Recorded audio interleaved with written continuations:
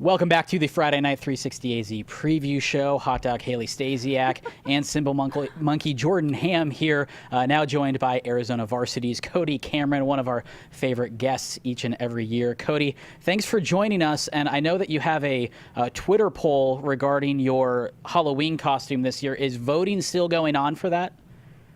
Voting is done, Jordan, and I did have two different options. It was either relive the glory days as a Hollister Hay Baylor free safety and be a football player. I got the eye black. I got the wristbands. I got my gloves, the Nike Cutters 2.0. Jordan. Oh, 2.0. Or Anakin Skywalker after he joins the dark side. So that whole feud with Padme, that whole thing. There's two different votes. Fortunately for me, I get to make the end decision, and I think I'm going glory days just because it's less time prepared, and it just makes me feel better to relive the glory days. So that might be it, guys. Well, it fits with the season. I do have to ask, though, you're famous for your cutoffs. Would both of those costumes are cutoff costumes, right? And I will be wearing a tank top because all my jerseys, they're all back at home and stuff like that. Or at my family's house. I will be wearing a San Francisco 49ers cutoff. I know we're fighting for that first pick overall this year, but I will be wearing that cutoff with the eye black. And maybe Kyle Shanahan sees that in social media, maybe gives me a call, and who knows, guys? I might be playing tonight. That's good. I love the passion for the holiday. So let's jump into the playoffs. Obviously a big week with the first round coming. But I wanted to ask you about the regular season. You went far and wide throughout the state, checking out a bunch of teams. Which team surprised you the most this regular season? Well, I would say the team that surprised me the most, and I think a team that, look at the seeding and the 6A state championships, really did not get a lot of love, and that's the number 6 seed Perry Pumas. 6A just absolutely loaded once again. Chandler the front runner. Until somebody knocks off Chandler, that's the favorite, right? But Perry, they have it all, guys. I mean, they have a 3-headed monster at running back. They got Chubba Purdy. His junior campaign has been nothing short of phenomenal. This is a team that lost to Shane James, who potentially could have been the best athlete in the entire 6A heading into the season. He's lost for the entire year, and they have so many of these players. One of those guys is wide receiver Colby Dickey, and every time I watch Colby Dickey, I just leave even more impressed. He's a phenomenal athlete. But what really stood out about this Perry team is I thought, especially early in the season, they gave up 68 points to Sandra Day O'Connor. Mm-hmm. And I listened to Coach Jones talk on Saturday morning on a 1580 AM radio show saying, don't let the score fool you. We had a lot of second and third string guys. I remember talking to Chili. I was saying, man, 68 points is a whole lot of points in a football game, and I didn't trust that defense. Well, I just watched them these last couple weeks, guys, and Perry's defense is actually really, really, really stout. Mm-hmm. They play disciplined football. They fly the football. They're great tacklers. That is a team as a 6 seed in the 6A, and you look at where they're positioned here, opposite side of Chandler in that bracket, opposite side of Highland, opposite side of Liberty, opposite side of Mountain Point. That is a Perry team that I know they want that rematch with Chandler. Watch out for the Perry Pumas, and that's a team that really stuck out to me this year. When you look at this 6A bracket, is it this Perry Pumas team that stands out to you most, or what is it about the 6A bracket that you're kind of saying, hey, this might be a team that could make it? I know for me, I've talked about Highland a lot this season. We talked earlier about Highland kind of being maybe a sleeper in this division. What do you got with how this one plays out? Well, I look at the Desert versus the Thunder and where they're seated. They jumped Highland and Liberty, and I know in our Arizona, or the Arizona Varsity in our brackets and everything, obviously not what AIA does, but Desert Vista jumps all those schools, and they get the number 3 seed. And I look at a team like Highland and Liberty, and those are two teams that I would not want to see in the state title, just the way that they're built and how much depth those programs are. But those two teams, if they win the first round, they meet up right away in the quarterfinals. So one of those teams is going to be completely knocked off before we even get to the semis.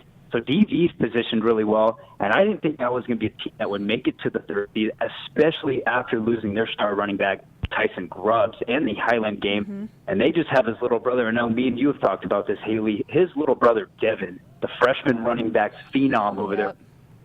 is the best freshman player I have seen at the varsity level this season. And so I look at schools like that can make it to the championship, the championship game to face a Chandler, a Highland, a Liberty, and I would say DV and Perry on that side really have a good chance. Quinn Creek, I love that Bulldog team. I love Coach Sherman and that staff. That's an awesome team. They are so nasty and gritty. It's just unfortunate what happened late in the season. They're pretty banged up right now. And of course, Pinnacle. Pinnacle, J.D. Johnson comes in, and J.D. Johnson's done a phenomenal job with that Pinnacle team. So the 6A is really loaded, and I can't wait to see what happens. When you look at the 5A, is it a similar situation where Centennial's the lead dog, but it's pretty wide open? I know that you were at that Cienega-Marana game, and we just had Coach Nugent on kind of previewing that one. But what jumps out to you in the 5A bracket? Well, 5A, it just seems like everybody's trying to catch Centennial, right? Like, that defense is incredible. That's why people are saying it's the best Centennial defense of all time. I don't know if it is. I've only been in the state covering high school football for 2 seasons. But it is one of the best defenses I've ever seen. They just have so many athletes at so many positions, and they play football the right way. If you look at the 5A, it really is just Centennial on top and then Williamsfield. But here's the thing about that Williamsfield team. The Williamsfield team, and I've said this numerous times, it's no secret. That defense is legit. That secondary is probably the best in the state with Paula Gates, Jaden Pearson, Scooter Brown. First of all, love that name. Scooter Brown, great football player. And Shamar Hawkins, who had a dominating performance against Higley last week. Pick 6, forced a fumble, recovered a fumble. That Williamsfield defense with the quarterback play of Zach Shepard and that whole region, every single team in that region made it to 5A. And I was talking to Coach Coach Campbell at Williamsfield just yesterday. He said, "Hey Cody, look at the quarterbacks we had to play. Play Spencer Brash, had to play Plummer, had to play Gunnar Cruz. We have seen and faced the best of the best, and every single week our defense has prevailed. That matchup in the 5A, if it gets there, Centennial Williamsfield is going to be awesome. I still really like Castile. You can never count out Castile, especially with the quarterback play of Gunnar Cruz. They have big playability with Zach Nelson. They are guys that could, every time they touch the ball, they could score the rock, and so does Cienega.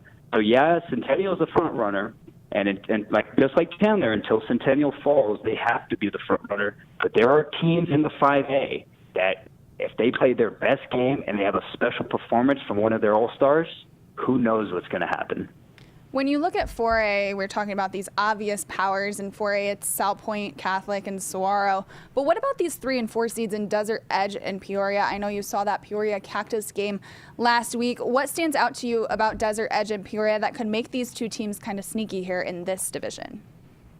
Well, just like you said, Peoria Cactus game last Friday, one of the best rivalry games I've seen in the state by far. The house is just packed, thousands and thousands of people.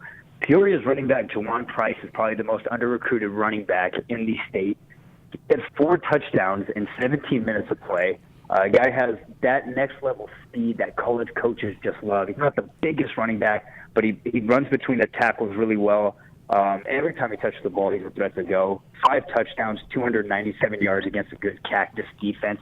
What I really like about Peoria, though, is their front guys. They got Jacob Golden, probably the biggest offensive lineman in the state, and Shane Marshall, one of their centers. He's a captain on that team. They do a lot of counters, a ton of counters where they pull those guys play side, and they clean house on defenses. That's a tough, physical front 7, and that's really going to help them, along with the 4A here. I think they can match the mentality of some of these top-seeded teams now. They haven't played a team like Saguaro or South Point, and Saguaro's got like 19 D1 guys, right? And Coach Launch does a great job with that program. But Peoria is the real deal when it comes to physicality. And they got Jawan Price at running back. They got Malachi Poti, another running back who rushed for nearly 200 yards in that Cactus game. And then Desert Edge. Desert Edge, a freshman quarterback. They got a ton of talent everywhere. And we've talked about this before the season. That Desert Edge team in the class of 2021 and 2022, phenomenal. Are those young guys going to play well and prepare for the playoffs? I am sure they will, because Coach Lucero and that staff is fantastic. So I'm really excited also about the 4A. Who's a guy in this postseason field that could be kind of the great equalizer, where he just kind of wills a team to a win or a couple of wins as they make a deep playoff push? Go back to 5A, and I go to Cienega. Terrell Hayward, he is just lightning. He is lightning and thunder and everything you like as a dynamic football player on the field. Terrell Hayward is no more than probably 160 pounds down in Cienega, but he does everything for the Bobcats. Returns kicks, returns punts, plays wideout, plays receiver, plays free safety, plays cornerback. He never leaves the field. I watched him against the Marana game, and he had one of the best individual performances I have seen this season. That Cienega team is since that team last year, really the only player they lost was Jamari Joyner. They brought back so much talent, and Terrell Hayward is really the nucleus of that team. And why I think he could carry that team, it's just tough where they're matched up because they will probably have to face Centennial next round. But Terrell Hayward and facing Marana, and Marana is a phenomenal team, he's a player to really watch out for this postseason just because you have a dynamic player like that who can score so many different ways. He can make a big impact in the game. We've been asking media members this for the past couple of weeks, and we want you to make your boldest prediction, not necessarily based on facts or stats, just what is your bold prediction on the playoffs this season? So you're talking about who wins Bold. championship? You can make it who's going to make a stretch, who's going to make the run, or who's going to make the run, who's going to win. Yeah, who's a Whatever team no you one's want. talking about that could make a deep run, that sort of stuff. Make it bold. A whole lot of enemies. It's time to make a whole lot of enemies here.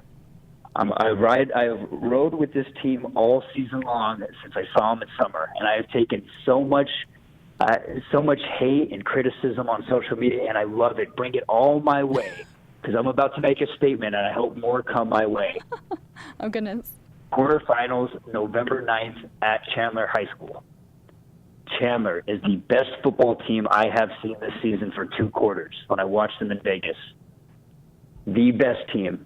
Some of the best athletes, great coach, but the number 8 seed Mountain Point Pride will upset that football team. Oh, it is a team that's what when we they haven't play their best with how much depth they have at the running back position with Jakim McKinney, sophomore running back, Eli Sanders, who might be the best running back in the class of 2021 when it's all said and done.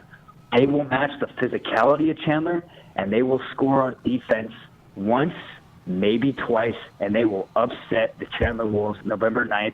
And everybody on Twitter follow me and bring me hate because I love it. There's my bold prediction. That might have been the boldest we've had so far. I love it. Maybe 2 dings. Maybe I get 2 dings there. Hey, I'll give you a second. My bold prediction when Cam Cox asked us last week, Cam Cox from 12 News, was Highlands making a run. I don't know. So I'm kind of.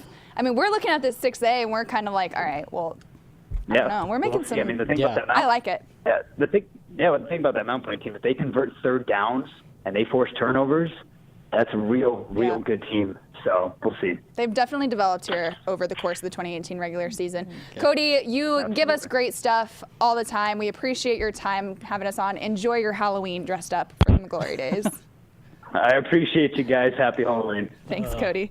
That was Cody Cameron from Arizona Varsity. He is just full of knowledge. I love it. I worry about the structural integrity of his house right now when he's going to have that football gear on. He's going to want to hit something, and I'm just I'm just worried about if that house will be standing by the end, because he's a big guy. I liked his bold prediction. I loved it, and he knows Arizona high school football in and out. I love the Arizona Varsity dynamic for so many reasons, because it's Chili, it's Ralph, it's Cody.